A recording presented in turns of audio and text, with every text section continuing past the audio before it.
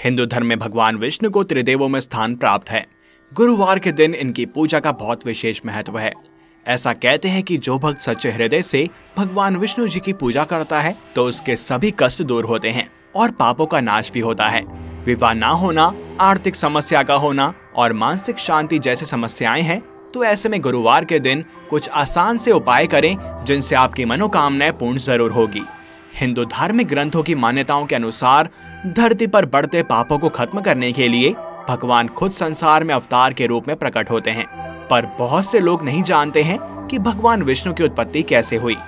कोई कथा कहती है कि प्रभु का ना तो कोई आदि है और ना ही अंत। वो समय के पहले से उपस्थित थे और समय के बाद भी रहेंगे। पर इसी के साथ कई पुराणों और कथाओं में प्रभु के जन्म और उत्पत्ति को लेकर कई कथाएं पढ़ने को मिलती हैं। और आज इस वीडियो में हम भगवान विष्णु के जन्म से जुड़ी कुछ इन्हीं कथाओं के बारे में बात करेंगे, तो इसको अंत तक जरूर देखें। परंतु आगे बढ़ने से पहले यदि आप चैनल पर नए हैं तो इसको सब्सक्राइब कर लें और बेल आइकन को भी प्रेस कर लें और हमारे साथ बोलें नारायण नारायण नारायण नारायण।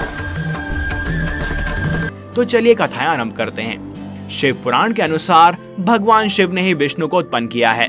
चिरकाल में भगवान सदाशिव और माता आदिशक्ति वार्तालाप कर रहे थे कि तभी भगवान सदाशिव ने माता आदिशक्ति से कहा कि हे देवी, मैं चाहता हूँ कि भूमंडल में दूसरा व्यक्ति भी हो। तब माता दुर्गा ने कहा, हे प्रभु, आपकी सोच में संशय कैसा? आप सृष्टि के पालनहार हैं। आपने सृष्टि की भलाई के लिए ऐसा सोचा होगा। उस समय भगवान सदाशिव ने देवी दुर्गा के संवाद को सुनकर अपने वाम अंग पर अमृत स्पर्श किया। इससे एक पुरुष की उत्पत्ति हुई जिसके तेज से पूरा ब्रह्मांड प्रकाश में हो गया था। शक्ति के प्रताप से विष्णु जी का आविर्भाव हुआ। वे अद्वितीय थे, कमल जैसे नयन, चतुर्भुजी और कौस्तुभ मणि से सुशोभित।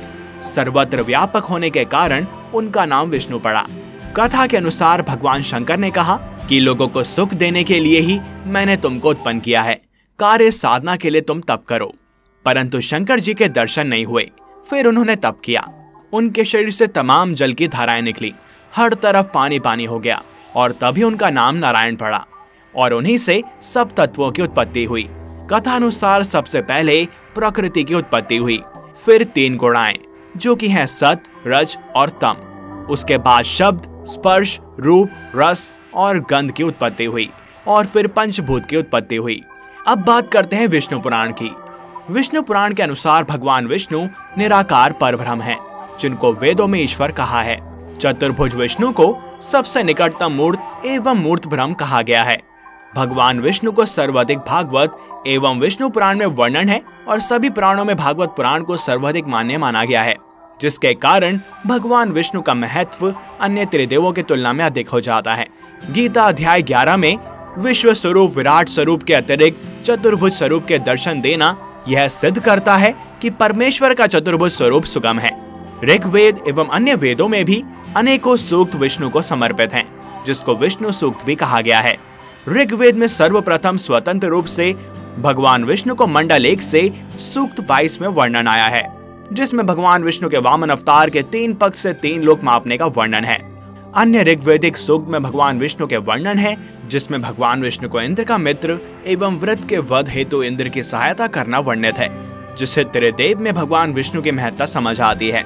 हिंदू धर्म के आधारभूत ग्रंथों में बहुमान्य पुराण अनुसार विष्णु परमेश्वर के 3 मुख्य रूपों में से एक रूप हैं। पुराणों में त्रिमूर्ति विष्णु को विश्व या फिर जगत का पालनहार कहा गया है। त्रिमूर्ति के अन्य 2 रूप ब्रह्मा और शिव को माना जाता है। ब्रह्मा जी को जहाँ विश्व का सृजन करने वाला माना जाता है, वहीं महादेव को संहारक माना गया है। मूलतः विष्णु और शिव तथा ब्रह्मा भी एक ही हैं। यह मान्यता भी बहुशः स्वीकृत रही है। न्याय को पराश्रय, न्याय के विनाश तथा जीव की परिस्थिति के अनुसार उचित मार्ग ग्रहण के निर्देश हेतु विभिन्न रूपों में अवतार ग्रहण करने वाले के रूप में भगवान विष्णु माने रहे हैं। ऋग्वेद तथा ब्राह्मणों में उपलब्ध संकेतों को पुराणों में पर्याप्त परिवर्धन हुआ, कथात्मक भी, विवरात्मक भी और व्याख्यात्मक भी। पुराणों ने इस जगत के मूल में वर्तमान, नित्य, अजन्मा, अक्षय, अव्यय, एक रस तथा हे के अभाव से निर्मल परब्रह्म को ही विष्णु की संज्ञा दी है। वे प्रकृति से भी श्रेष्ठ हैं। अंतरात्मा में अवस्थित परमात्मा परम श्रेष्ठ तथा रूप, वर्ण आदि निर्देशों तथा विशेषणों से रहित हैं। वे जन्म, वृद्धि, परिणाम, क्षय और नाश इन विकारों से रहित हैं। वे सर्वत्र व्याप्त हैं और समस्त विश्व का उन्हीं में वास है। इसलिए विद्वान उन्हें वासुदेव कहते हैं।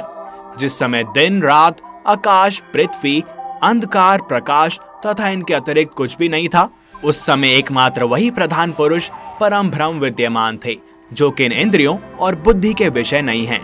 सृष्टि के आरंभ में ब्रह्मा जी को विष्णु जी ने जो मूल ज्ञान स्वरूप चतुश्लोकी भागवत सुनाया था, उसमें भी यही भाव व्यक्त हुआ है। सृष्टि के पूर्व केवल मैं ही था, मेरे अतिरिक्त ना स्थूल था और ना ही सूक्ष्म, ना दोनों का कारण अज्ञान। जहाँ यह सृष्टि नहीं है वहाँ मैं ही मैं हूँ, और इस सृष्टि के रूप में जो प्रतीत हो रहा है वह भी मैं ही हूँ, और जो कुछ बचा रहेगा वो भी मैं ही हूँ। इन संदर्भों से भगवान विष्णु के सर्वोच्चता तथा सर्वनियंता होने की भावना स्पष्ट परिलक्षित होती है। भगवान विष्णु के सर्वश्रेष्ठता का यह तात्पर्य नहीं है कि शिव या फिर ब्रह्मा आदि उनसे न्यून हैं। ऊंच नीच का भाव ईश्वर के पास नहीं होता।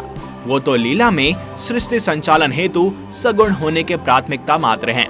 इसलिए वैष्णव हो या शैव, सभी पुराण तथा महाभारत जैसे श्रेष्ठ ग्रंथ एक स्वर में घोषित करते हैं कि ईश्वर एक ही है। कहा गया है कि भगवान जनार्दन जगत की सृष्टि, स्थिति और संहार के लिए ब्रह्मा, विष्णु और शिव इन तीन संज्ञाओं को धारण करते हैं। अनेकत्र विष्णु तथा शिव के एक ही होने के स्पष्ट कथन उपलब्ध होते हैं। इस वीडियो में बस इतना ही। आपको इनके बारे में यह जानकर कैसा लगा हमें कमेंट्स में अवश्य बताएं। और अगर आपको ये वीडियो पसंद आई हो तो इसे लाइक करें तथा अन्य भक्तों के साथ शेयर करें। साथ ही चैनल को सब्सक्राइब और बेल आइकन को प्रेस करना ना भूलें। मिलते हैं आपसे अगली वीडियो में और भी अद्भुत कथाओं के साथ। तब तक के लिए हरि ओम।